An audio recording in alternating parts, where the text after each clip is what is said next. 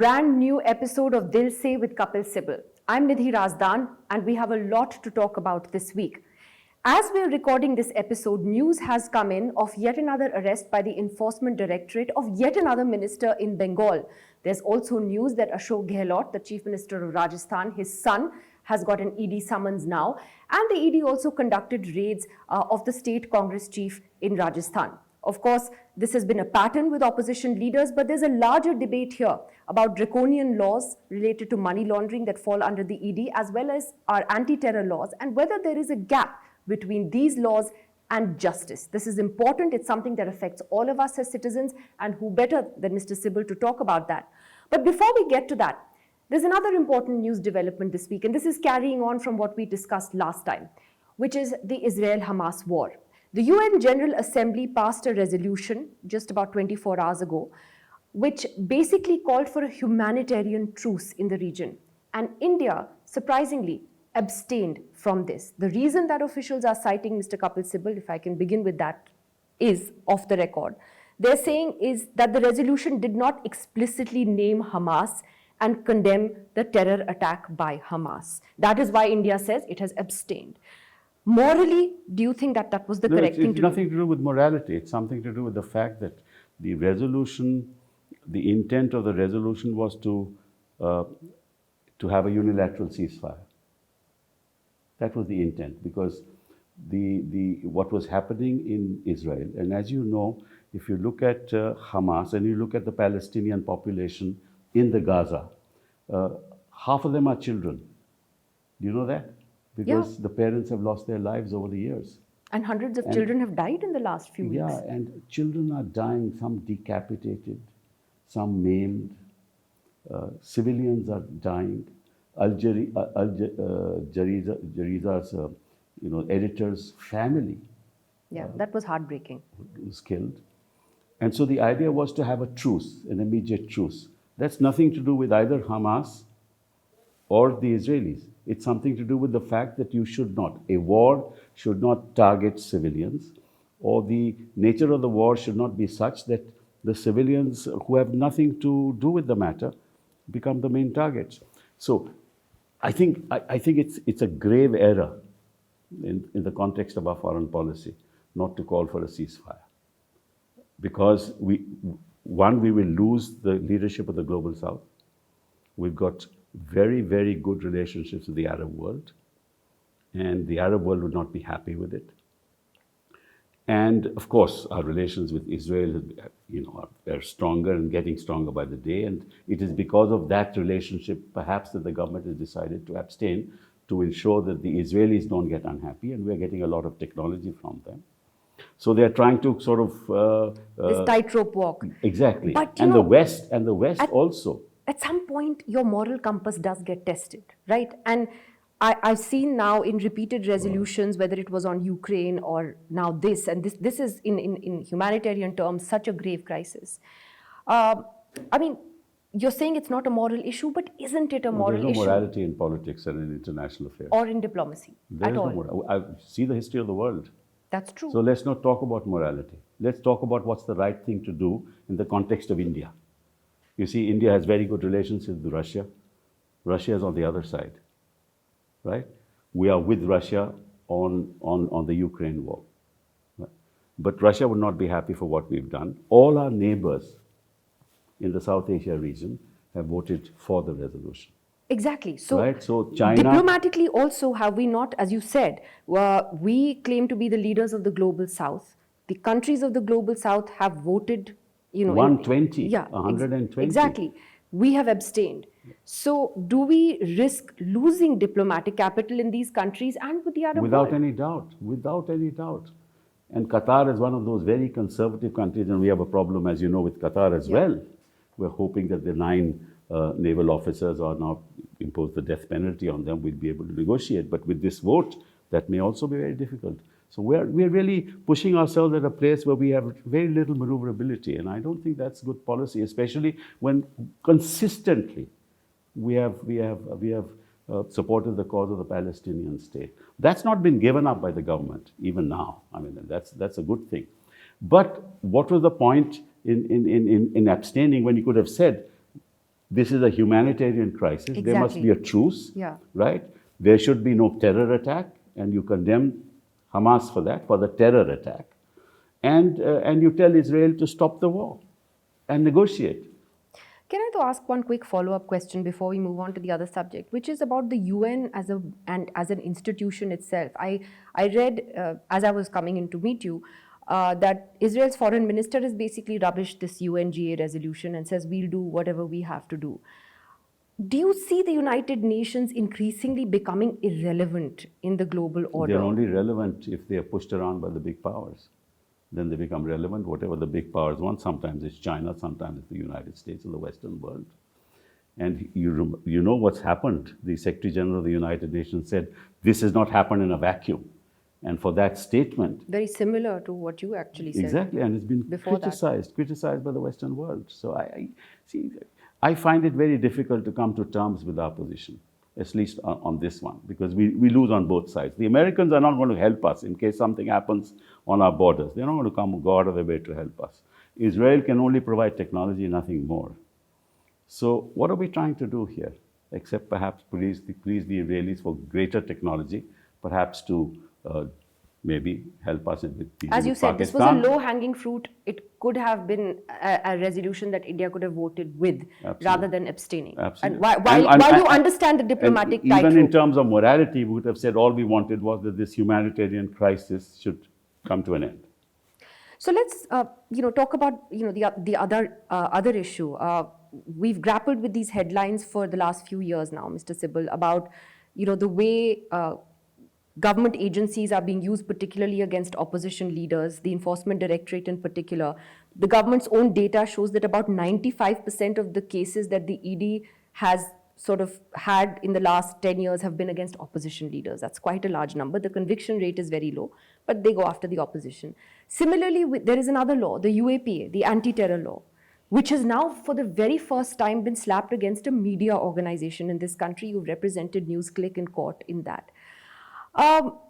In both these laws, whether it's the Prevention of Money Laundering Act or the UAPA, it seems that jurisprudence has been turned on its head because you're basically guilty until proven innocent. Absolutely. But these laws came in during the Congress's time. What happened? See, now again, we asked the wrong question. I think you've asked the wrong question. You take any law in the world. You take the Code of Criminal Procedure. It was brought in by the British, right? It's been used fairly or unfairly. It's right? How you use the law. Exactly. The issue is not you brought in PMLA. We may have brought in PMLA, but we never knew that the PMLA could be used in this fashion. And we never used it in that fashion, right? The Code of Criminal Procedure, under the Code of Criminal Procedure today, you can arrest a man on suspicion. You may have no evidence against him at all, and you can do it indiscriminately. But if you are an officer of a police station, in charge of a police station, and you have some evidence, you will not arrest somebody merely on the suspicion that he has committed an offense. Can you clarify every law can be misused. It's asking the wrong question. But all laws are fine. It's only the misuse of the laws that leads to this. But when the PMLA was brought in by the Congress, if you could clarify this, the twin conditions for getting bail, which are very stringent right now, under which people can get or not get bail under PMLA, did those exist right from the beginning, or was this amended or tweaked later on? In fact, it was struck down. They were there. Yeah. It was struck down by the Supreme Court, by judgment of the Supreme Court. They were brought back then. And then upheld then by the Supreme Court upheld, recently. But in the context of bail, the Supreme Court also said in the recent judgment that you really don't have to go into the twin conditions, because if somebody has been in for 3 years and the trial is not going to then they've already served half the sentence. Already served the sentence, so you can grant bail. So really, the twin conditions sometimes don't work. But of course, you won't get bail at the initial stage, and none of these people, whether it's the political stalwarts of the AAP party who are already incarcerated, or it's NewsClick and media organizations, or journalists, they will never get bail for a period of time. I want to ask you a little bit about the fact that a media organization, NewsClick in this case, being slapped with an anti-terror charge. This is particularly worrying, for journalists, because But what's now, the terror? I mean, I don't exactly. So isn't it quite draconian? I mean, the argument to slap a terror charge. The argument is that you sold your shares at a premium, right? And you shouldn't have sold them at a premium. And the money has come from China. The investment has come from China. And the person who gave you the money is actually now living in China. At the time, of course, when he gave the money, in fact, he didn't give the money. There was a company which sold some shares on the basis of which an investment took place. And there were chartered accountants here to clear the deal. What's the act of terror in all this? I don't understand. But then, of course, courts still don't give him bail. See, the problem is, the great learned hand, a great John of the United States said, he says, liberty lives in the hearts of men and women. When it dies there, no constitution, no law, no court can save it. And if it lives on, you don't need a constitution, you don't need a law, and you don't need a court. Liberty is dead in India. No constitution, no law, no court can save it. Is that what you're saying? Because it is dead in the hearts of men and women in India. Including the courts. Including the courts. That's quite a statement to make. It's a fact. So the courts have failed us? We keep on grappling with issues. We keep on grappling with issues. Bail matters, where there's somebody, has been in for 3 years. He doesn't get bail because the trial is yet to take place. There are charges against the man. They may have no basis for that. But unfortunately, see, unless the people of this country are alive to it, unless we as citizens of this country are allowed to what liberty means to us, this Constitution gave us that gift. Who bothers about the Constitution today? But shouldn't the courts be bothered about it first? The courts are bothered, but the problem is that in an environment of this nature, court also go along with the tide. Court, some judges are extraordinary, they do whatever they can, but by and large... But it's remarkable that you say that they are extraordinary when actually they're doing their duty, they're doing their job by following the Constitution. No, it's not that they don't follow. Yeah. It's not that they don't follow the...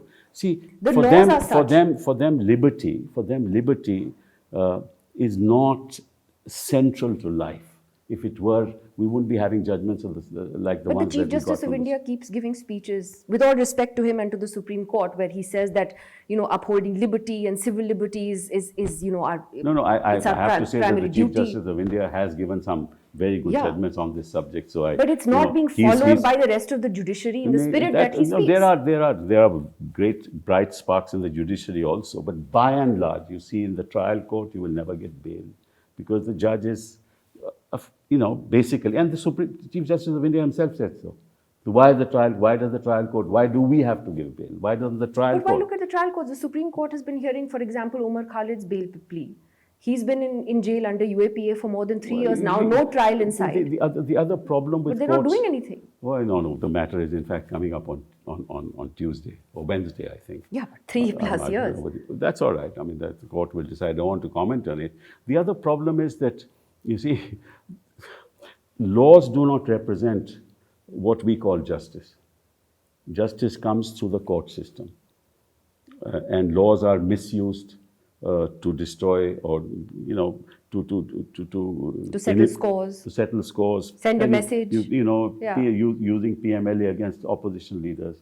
Now, justice only comes when the court sort of stands up and says, you can't just do this. You can't just go along. At the time of election, all this is now happening at the time of election now. Chhattisgarh, in Jharkhand, now in Rajasthan, Telangana, in Bengal, everywhere. in West Bengal, Telangana, you name it, Odisha, you name it. Every state where there's the opposition, you're having the same kind of problems. And there's nobody listens to us because, and the other thing No, but what you said is important, that both the courts and citizens have sort of failed on the issue of liberty, which is at the heart of democracy. Exactly. No, I think they don't realize how important liberty is to us and to 1.4 billion people of this country. I mean, as it is, the poor have no liberty, right? And if you are going to destroy whatever opposition there is, political opposition there is in the country, you won't have a state worth living in. Or any dissent.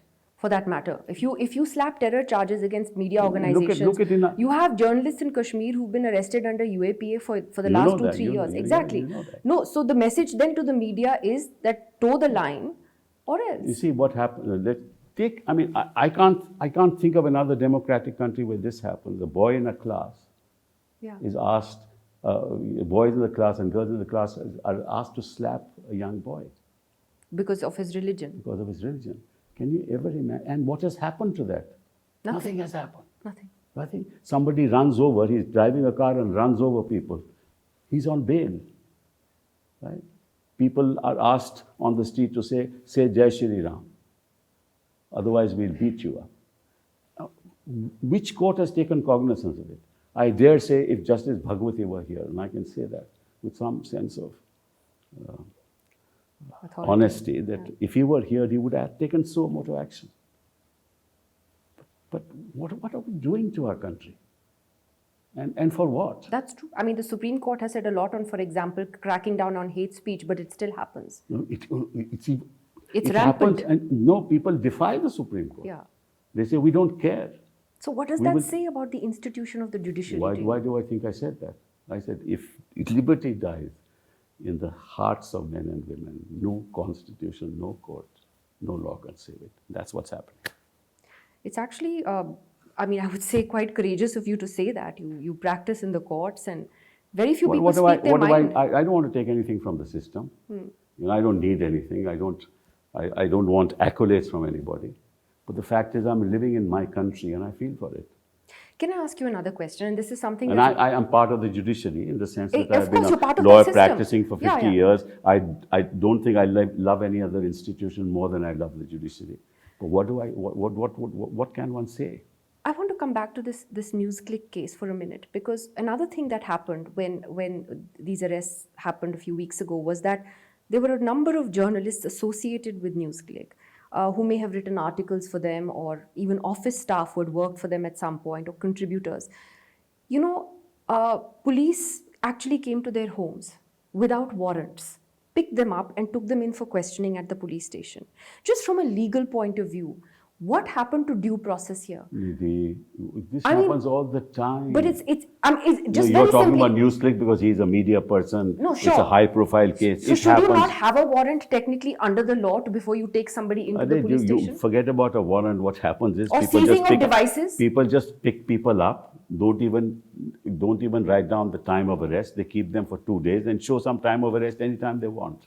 I mean, this happens every day. NewsClick is because you're a journalist, and NewsClick is an institution in itself, and you're very concerned about it. Every citizen in this country dealing with the police suffers from this, and nobody says a thing. So due process just That's what I said. goes Law to hell. and justice are two different things. Yeah. Right? You misuse the law, right? And that's injustice. But law by itself doesn't represent justice. But legally, are the police allowed to just come and seize our devices? Like if they just come in? Cannot. What's the point of the privacy judgment? What's the point of the privacy judgment that you can just seize somebody's mobile phone and just go through? Actually, some of these people don't have any evidence.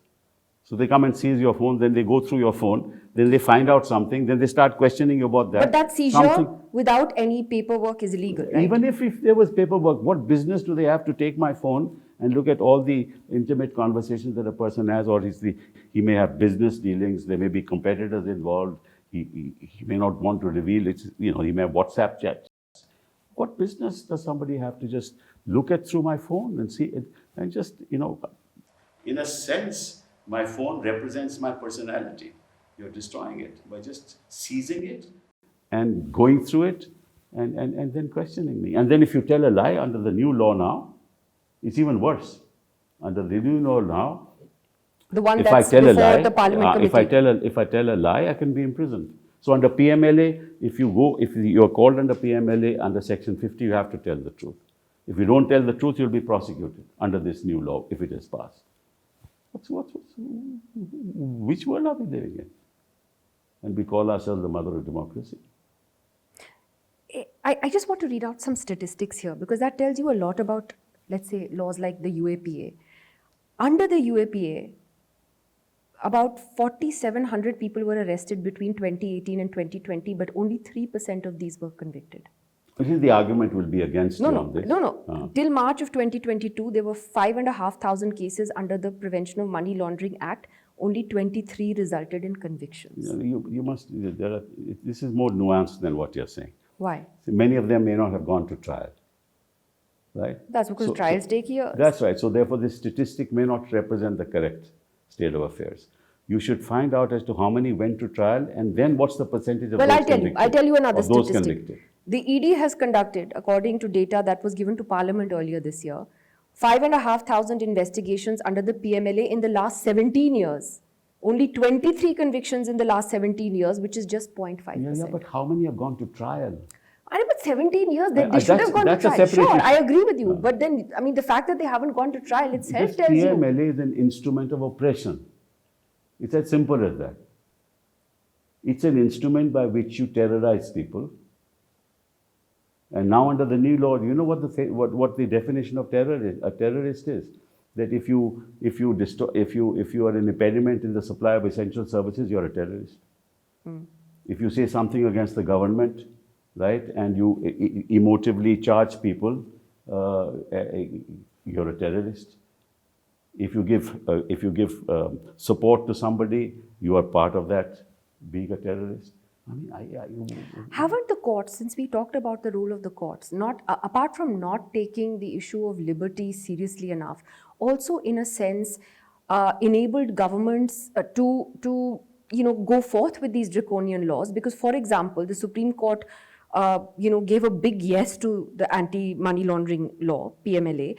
It also said that if you're associated with any unlawful organization, you can also be prosecuted under UAPA. Absolutely. This is the Supreme Court's judgment. Yes. So then what does that tell you about the state of the judiciary? Well, really? You see, we talk about the rule of law, which means law is fundamental to democracy. But in fact, in this country, there is only rule and there is no law. It's just rule. If I decide that I will arrest this man, they will arrest him. Law or no law. Therefore, I'm very concerned, and I'm speaking out today. Because today the situation in our country is anybody can be arrested at any time. And the courts will not give you bail. Where are we going as a nation? And then, the fight. How many fights? How many times can you fight? People don't have the wherewithal to pay lawyers. Some of them are very poor, and they suffer. They change their statements. People who are kidnapped. Yeah, you don't want to go through. Who are not. I know of a case where a son has blamed a particular minister. And he says that, look, they came to the house, took away my father. After that, I haven't seen my father. Right? And the son even filed a petition in the Supreme Court. And then he went back on everything and said, no, I was forced to file this petition. But the father has still not come back. That's very sad. So what, in this state of affairs, what do you do? What do you do? As a lawyer, how do I ask myself the question? Quite frankly, honestly, I tell you, I know which court I go to and what's going to happen. Because every judge has a different mindset. So some judges are liberal. Some judges won't listen to us. That's the way it is. Well, I think in the next few months, it'll be interesting to see how all of this plays out. We're heading into elections. It's a crucial election. Are we going to see more dissent being stifled? Is this it? I think these are testing times. Where's the dissent? There is. Well, whatever little there is. There is no dissent. Maybe on YouTube, like us. Yeah, maybe the social media, maybe. Well, Kapil Sibal, always great to talk to you. Thanks very much for this episode this week. We will be back with another episode very soon. Remember, we are heading into very crucial state elections in the next few weeks. There are also some important judgments that are coming up in the Supreme Court. So a lot to talk about with Mr. Sibal then. See you again soon.